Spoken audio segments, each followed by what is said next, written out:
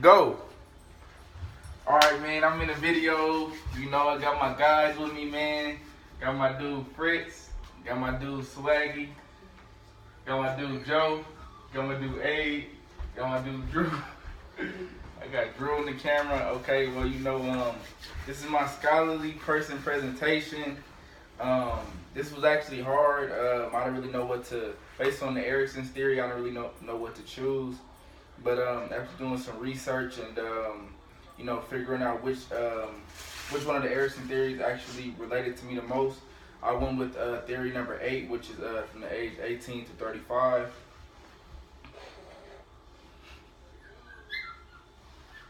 A definition of a scholarly person would just be any educated person, a person with a degree, a person who wants to further their education, a person who wants to, you know, just loves to learn, has a high level of learning, or just works good with people, and even has a lot of street smarts and not even just book smarts.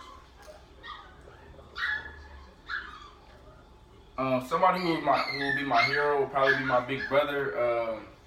He taught me everything about life. He went to jail when I was young, and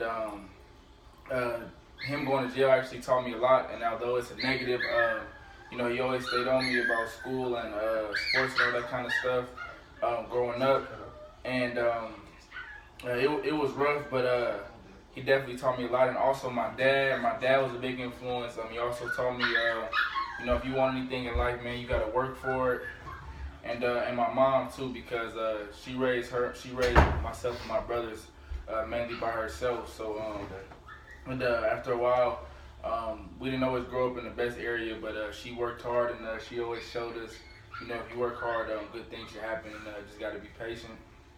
And also, I have a lot of close friends.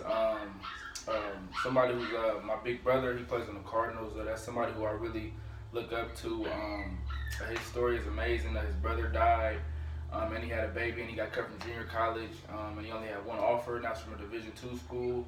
And now he's playing on the Cardinals and doing pretty well for himself and his family. So that's somebody who I look up to, man. I hope to follow in his footsteps. My main goal, from a professional standpoint, I want to be an officer in California.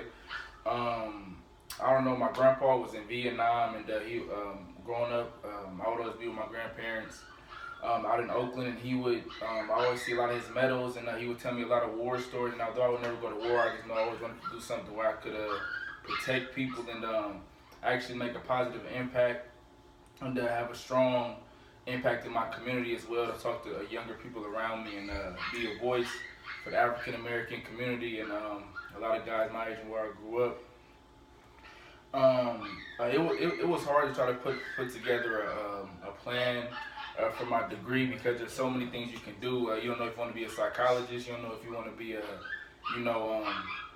teacher or things like that, man. Because a lot of things sound good, but as you actually do the research, it may not pay enough, or you may have to be in school. For example, I was going to be a psychologist. I was once a psychology major my freshman year in college.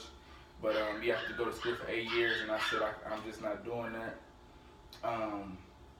And I also wanted to take religion classes, just so I can.